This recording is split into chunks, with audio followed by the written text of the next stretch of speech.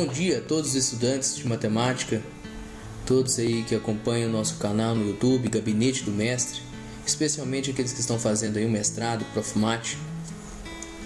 Hoje nós estaremos estudando aqui em Geometria Analítica a equação geral do segundo grau em R2, equação do tipo ax² mais bxy mais cy² mais dx mais ey mais f igual a zero.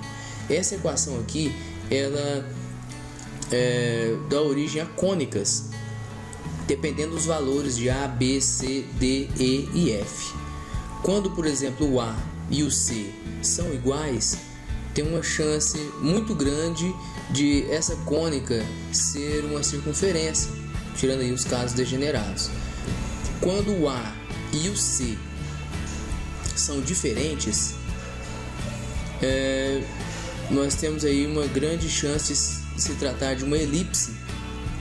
Quando o A e o C têm sinais trocados, tem uma grande chance de ser uma hipérbole.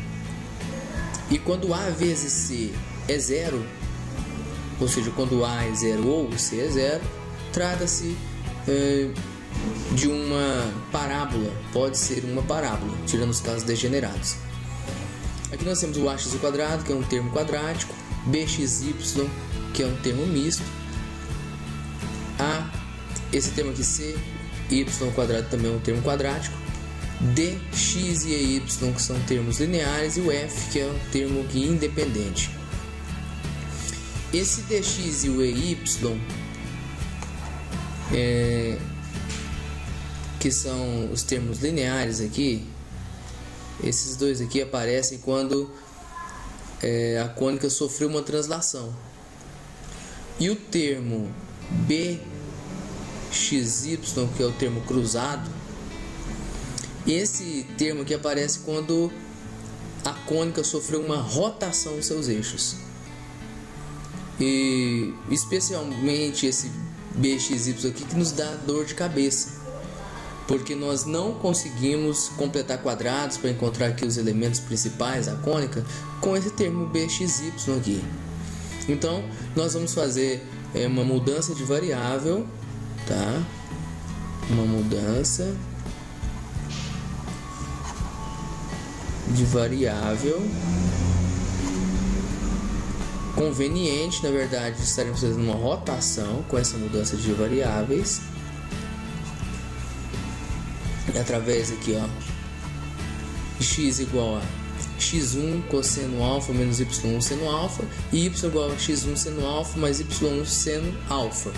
Nós vamos substituir no lugar de x e y nessa equação de cima esses termos aqui, x1 cosseno alfa menos y1 seno alfa e x1 seno alfa mais y1 seno alfa. E ajeitando, nós vamos chegar numa outra equação. Essa equação que está aqui embaixo, ela é muito semelhante. E os termos A1, os coeficientes A1, B1, C1, D1, E1, eles aparecem em função dos coeficientes da equação de cima e uma combinação aí com seno e cosseno desse alfa. O que é interessante é que esse B1, que está até destacado aqui, o B1, nós podemos zerar ele com um valor de alfa conveniente. Nós não vamos demonstrar esse fato, mas sempre é possível zerar B1. Sempre existe um alfa, uma rotação conveniente, tá? Observe que nós estamos fazendo uma rotação, então existe um alfa cuja rotação zera B1. Se zerar B1, olha lá para você ver, esse termo aqui vai desaparecer e nós vamos conseguir completar quadrados, montar uma equaçãozinha bonitinha e encontrar quais são os termos, os elementos principais aí da cônica. Então o nosso trabalho é zerar B1, encontrar um alfa, um ângulo conveniente. E para isso, nós estaremos estudando rapidamente aqui autovalores e autovetores. Autovalor e autovetor. Então vamos lá. Toda equação do segundo grau, nós podemos, para toda ela, escrever uma matriz associada. Só lembrando aqui que a equação do segundo grau é do tipo ax²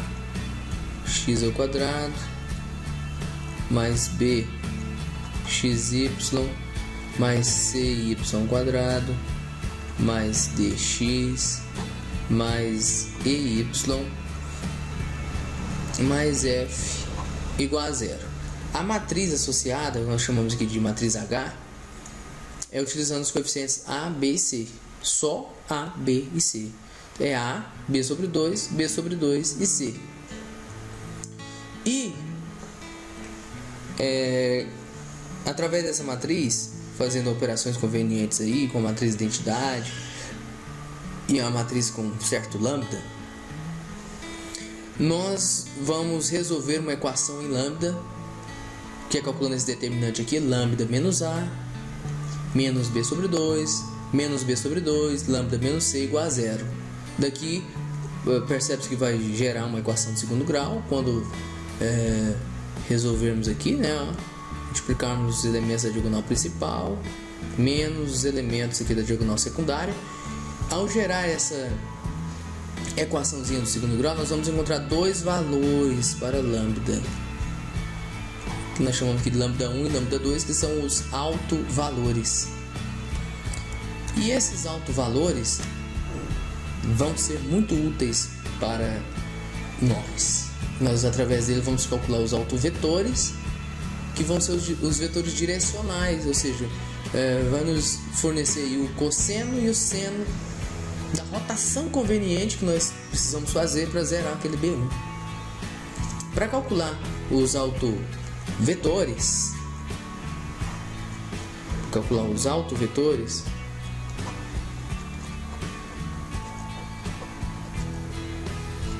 nós resolvemos esse sisteminha aqui. Observe que esse sistema saiu lá da matriz P lambda. Aí, ó, lambda menos A vezes x menos B sobre 2 vezes y igual a zero, que corresponde a essa linha de cima aqui da matriz. Só colocar o x aqui na primeira entrada e y na segunda. E menos B sobre 2x mais lambda menos C vezes y igual a zero, que corresponde a essa linha de baixo aqui, ó. Tá? Na verdade, essa matriz, esse sistema aqui que nós vamos resolver, ele é indeterminado, ele não tem apenas uma solução, tem infinitas soluções. E isolando o y aqui em função do x ou x em função do y, nós encontramos uma relação entre x e y, substituindo esse lambda aqui por lambda 1 ou por lambda 2, e aí nós montamos um vetor escolhendo um valor para o x, calculando o valor para o y, e nós calculamos a norma desse vetor. Tá aqui embaixo, ó, a norma do vetor, e através dessa norma desse vetor e o vetor, nós montamos um vetor unitário que nós chamamos de U1. Esse vetor unitário U1 é só você pegar a coordenada do vetor U, que é o x, dividir pela norma de U, e a coordenada y do vetor U, dividir pela norma de U. Esse vetor unitário nos dá exatamente o cosseno e o seno do ângulo que nós precisamos. Você pode considerar que esse ângulo está entre 0 e π sobre 2, se você quiser, sem perda de generalidade, mas não é necessário também não. E o outro autovetor, que o 1 aqui é um autovetor. O outro autovetor, nós chamamos aqui de U2, ele é ortogonal ao 1. Então é só trocar aqui as coordenadas x e y e trocar o sinal da primeira, que é no caso o x. Esse vetor corresponde então a menos seno alfa cosseno alfa. Com esses dois vetores, o 1 e o 2, nós conseguimos resolver o nosso problema. Vamos lá. Olha só. Nós ficamos aqui então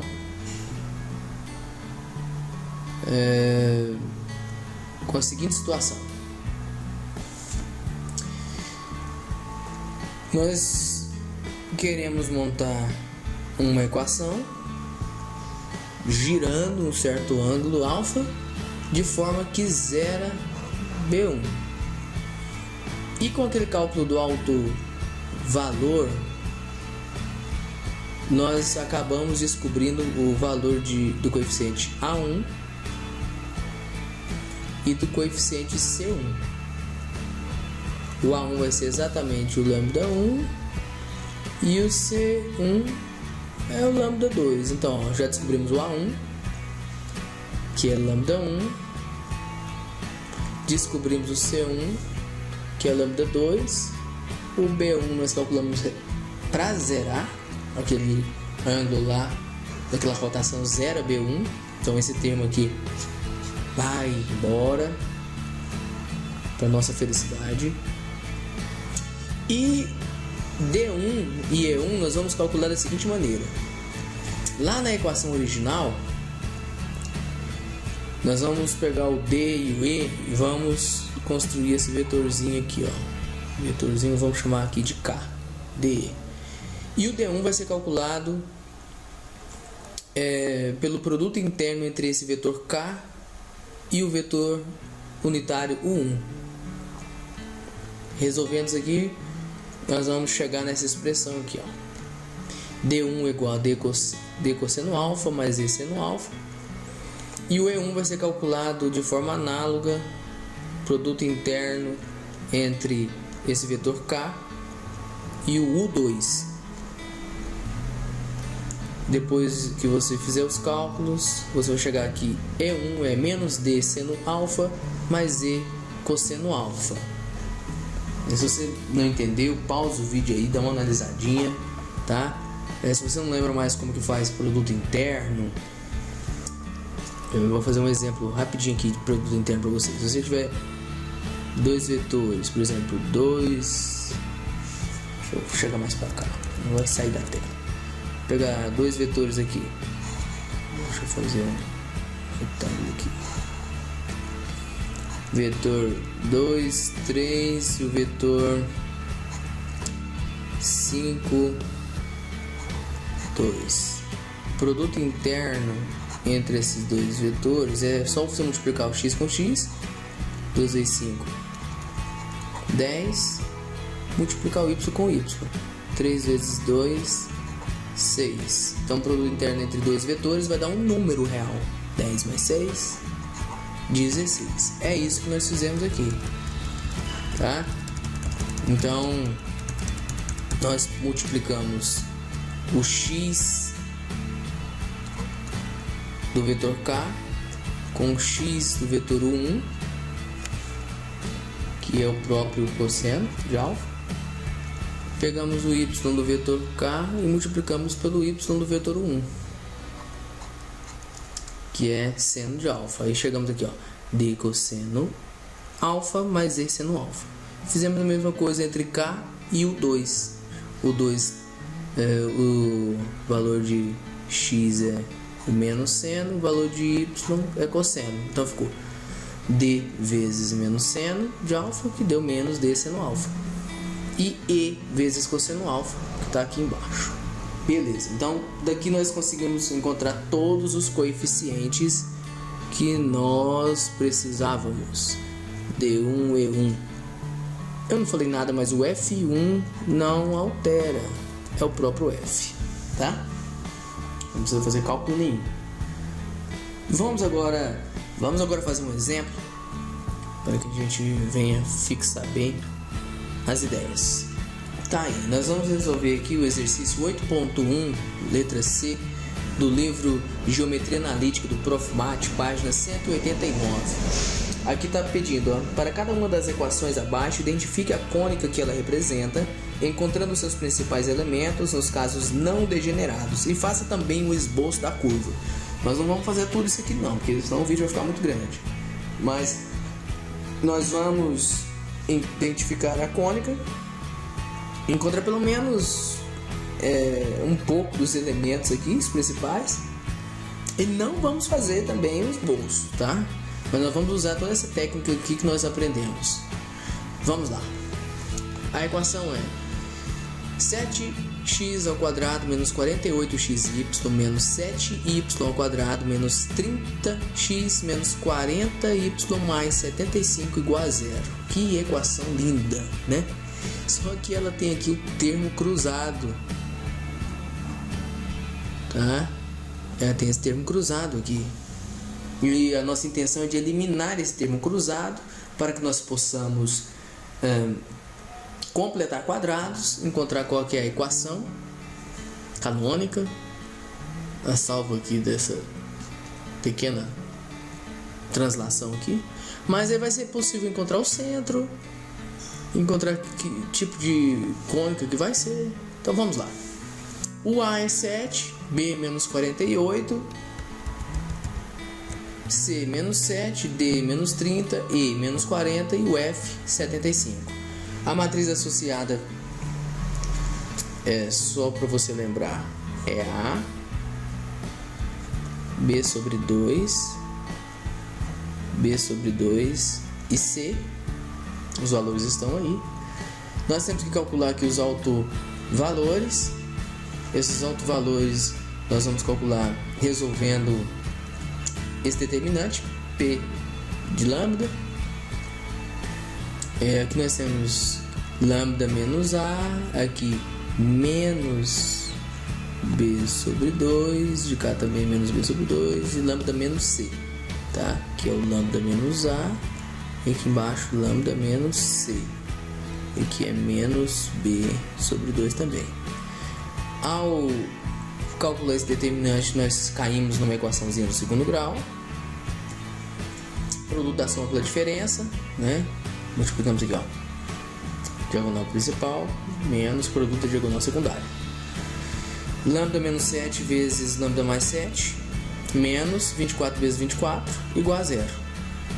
Produto da soma pela diferença, ficou o quadrado primeiro menos o quadrado segundo, lambda ao quadrado menos 49 menos 24 ao quadrado, que é 576. Menos 49 menos 576 deu menos 625. Passamos para o outro lado, 625. Na verdade, adicionamos 625 dos dois lados, né?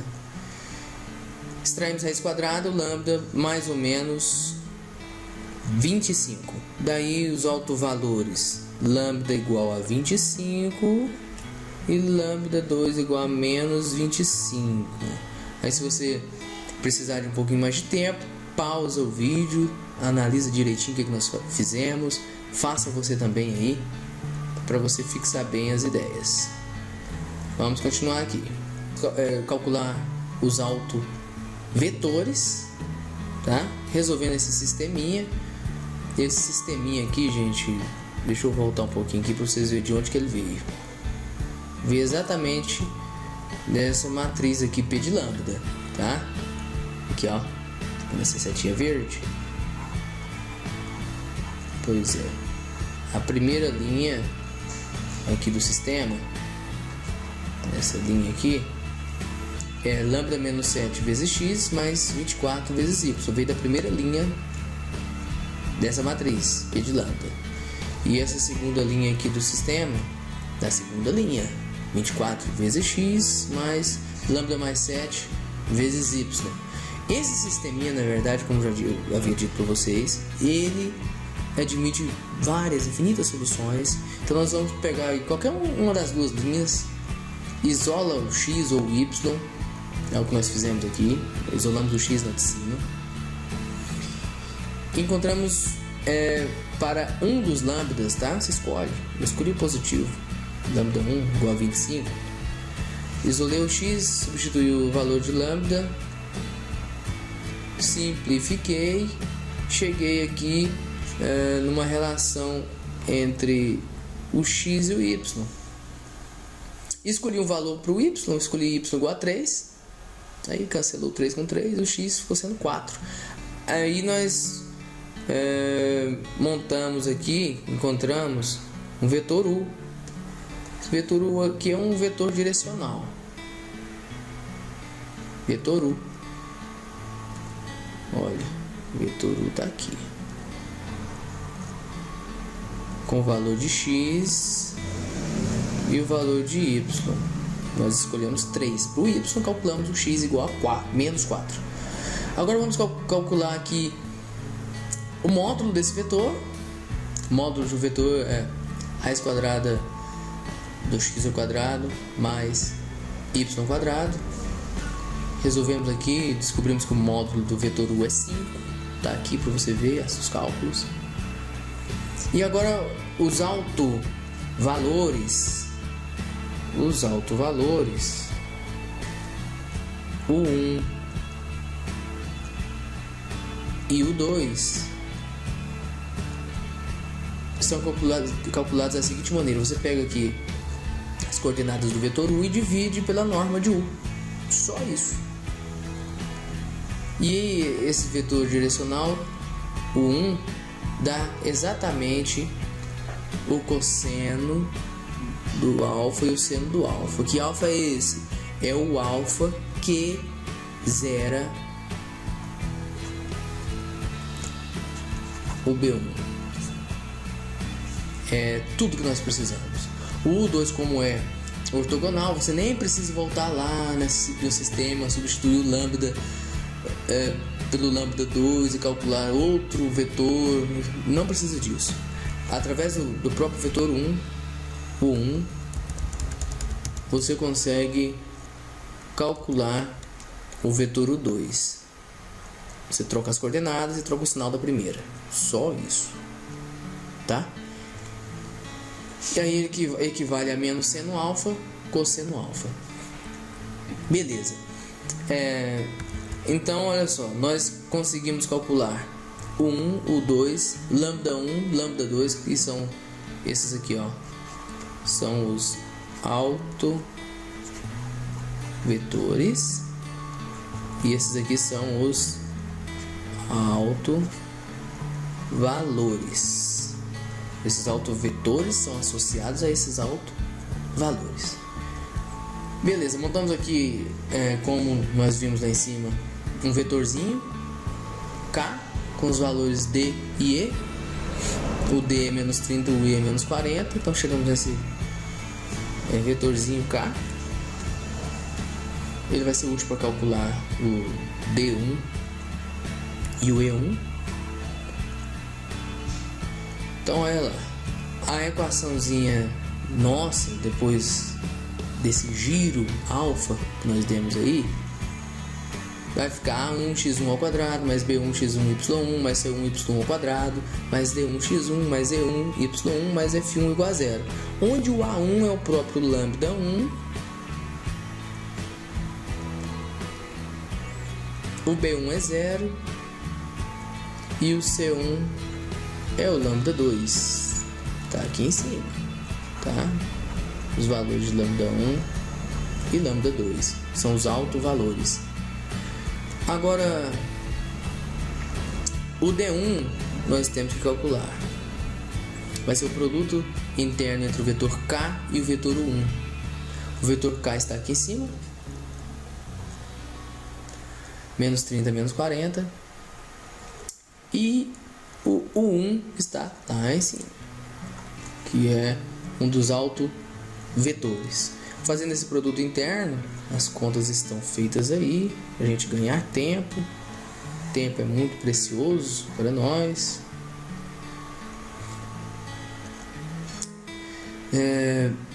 Fica aí, menos 30 vezes menos 4/5 mais menos 40 vezes 3/5 Eu resolvi aqui, ó, para vocês. Menos com menos mais.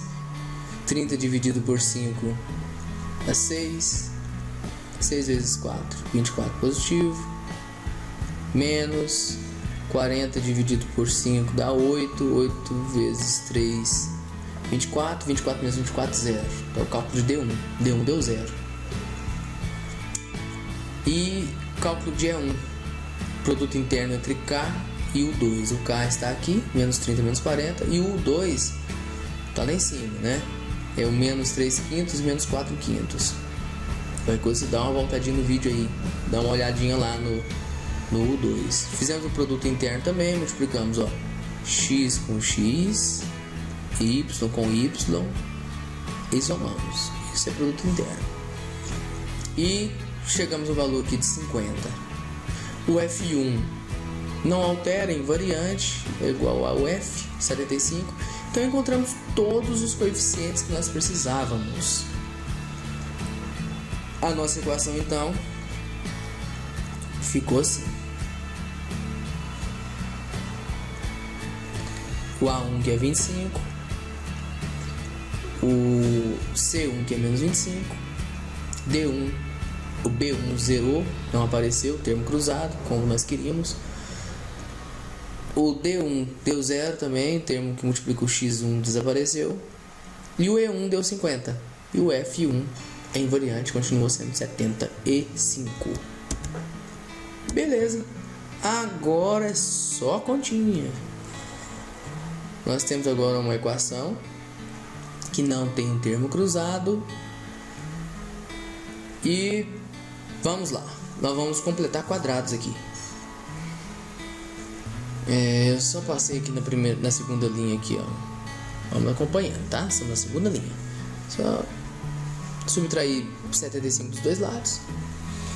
Agora aqui, ó, na terceira linha eu coloquei o 25 em evidência, o menos 25 em evidência. Aí ficou, ó, y ao quadrado menos 2y1, que eu peguei o 50y1 aqui, ó, e dividi por menos 25, mais com menos, 50 dividido por 25, 2. Aí, para completar o quadrado, observa que ficou faltando aqui o quadrado do segundo. O segundo termo é 1, que é a metade desse camarada aqui. Então, um quadrado da diferença é quadrado primeiro, menos 2 vezes o primeiro vezes o segundo, mais o quadrado do segundo. Mas não tinha esse 1. Eu que acrescentei esse 1 aqui, ó, mais 1. E para não alterar, eu coloquei o menos 1. Fiz uma mágica aqui, né? Mais 1, menos 1. Eu não vou precisar desse menos 1 aqui dentro desse colchete aqui. Deveria ter sido um parênteses. Eu vou tirar ele. Quando ele sair aqui, ele sai multiplicando o menos 25 que está lá de fora, multiplicando todo mundo. Então ficou, ó. Estamos nessa linha aqui agora. 25x1 ao quadrado menos 25 vezes y ao quadrado menos 2y mais 1. Esse menos 1 vezes menos 25 deu mais 25. E ele foi lá para o outro lado, lá, menos 25. Menos 75 menos 25 deu 100. Estamos agora nessa linha. E o que está dentro do colchete aqui é um quadrado perfeito. É y1 menos 1 ao quadrado.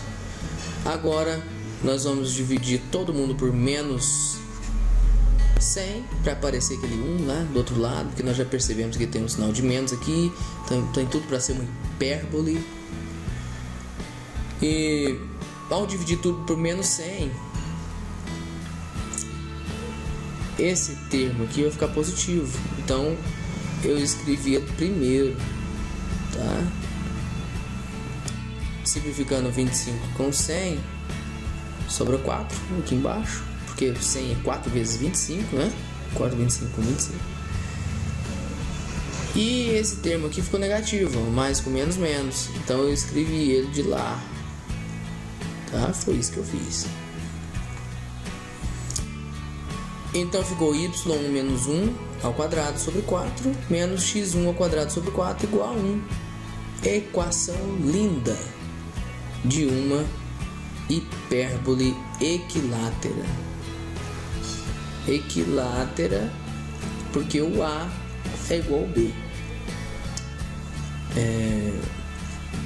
Só para recordar, né? A equação de uma hipérbole é do tipo x menos x0 ao quadrado sobre A menos y menos y0 ao quadrado sobre B igual a 1. Certo. Então vamos lá. Onde esse x0 e y0 aí são os pontos, é o ponto, coordenadas do ponto central, ponto do centro. Então tá. Neste caso aqui, eu reescrevi. Olha só. Eu reescrevi aqui só para mostrar aqui as coordenadas do centro. O centro então vai ser o ponto 1 e 0. E aqui o valorzinho do A e o valorzinho do B. Ou vice-versa, tá? Que são iguais. Então vamos lá. Os principais elementos dessa hipérbole. O A é igual a 2, tá mais parecendo um Q, mas é um A, tá? A igual a 2, B igual a 2, e o C nós temos que calcular. Calcular o C, nós aplicamos um teoreminha de Pitágoras aqui, né? C ao quadrado igual a ao quadrado mais B ao quadrado. Em uma outra aula eu posso até dar detalhes aí da hipérbole, desenhar onde aparece esse triângulo aqui lá, mostrar para vocês. Mas aqui nós estamos com um pouquinho de pressa. O A e o B são iguais a 4, 4 mais 4, 8, então C igual a raiz de 8, que é 2 raiz de 2. Então nós temos o valor de A, B e C. Temos o ponto central, que é 0 e 1. Só observar aqui em cima, tá? O oposto desse número aqui, o oposto desse camarada aqui. 0 e 1. Coordenadas do centro da hipérbole. Só que esse centro aqui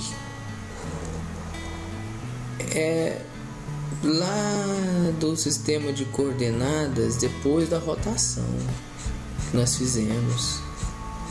Se você quiser saber quanto que é, qual o valor do centro lá antes de rotacionar, você tem que fazer uma mudança de variáveis novamente, né? Porque tudo nosso aqui está no novo eixo, né? Tanto está x1 e y1. Se você quiser saber o valor de x e y lá no eixo, nos eixos originais, você volta com essa mudança de variáveis. Onde tem x1 e y1 você substitui. No nosso ponto aqui o x1 é 0 e o y1 é 1, tá? É só observar aqui. Nosso x1 e nosso y1. Ao substituir, eu fiz lá de cá para vocês. Nós encontramos x igual a menos 3/5 e y igual a menos 4/5. Então, essas são as coordenadas. É a coordenada, né, do centro da nossa hipérbole. Se você quiser calcular aí focos, vértices, você calcula tudo lá no, utilizando aquela equaçãozinha, valores de A e B. E depois, se você quiser saber o valor no eixo de coordenada original, você precisa fazer essa mudançazinha de variável.